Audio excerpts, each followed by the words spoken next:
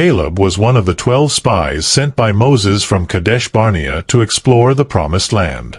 His story is well known among Christians due to this episode and the way he demonstrated faithfulness and trust in God's promises.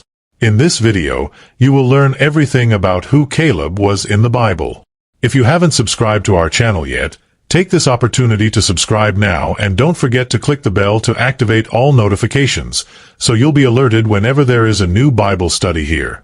Caleb was the son of Jephunneh from the tribe of Judah.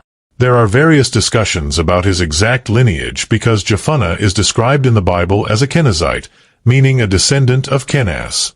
The Kenazites were likely one of the nomadic peoples who wandered in the Sinai desert. When Israel moved northward, some of these peoples joined the Israelites, possibly including Caleb's family, which was then incorporated into the tribe of Judah. Some interpreters believe that Caleb's father married a woman from the tribe of Judah, but many scholars argue that this hypothesis is unlikely due to chronological issues.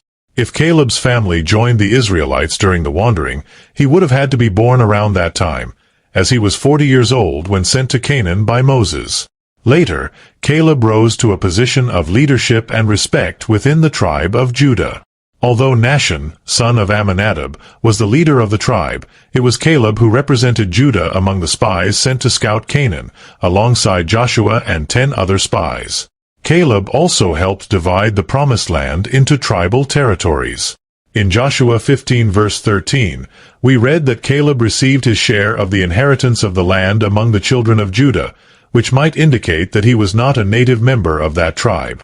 During the time of Saul and David, Caleb's descendants were still respected in Judah. Out of the 12 spies sent by Moses to explore the Promised Land, only Caleb and Joshua fully trusted in God, while the others discouraged the people by reporting that, despite the land being fertile, there were great cities and formidable inhabitants. The disbelief of the other 10 spies was punished by God with a plague, while Caleb and Joshua received the promise that they would have a share in occupying the land of Canaan. The biblical text says in Numbers 14:24, "But my servant Caleb, because he has a different spirit and has followed me wholeheartedly, I will bring into the land he went to, and his descendants will inherit it." Caleb, older than Joshua, was a leader during the reconnaissance of the land. When he was sent to spy out Canaan, he was 40 years old, as indicated in Joshua 14 verse 7. The Bible attests to Caleb's faithfulness, noting that he persevered in following the Lord, setting an example of trust in God's promises and purposes.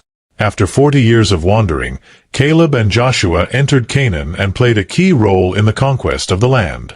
Each tribe was responsible for occupying its designated territory.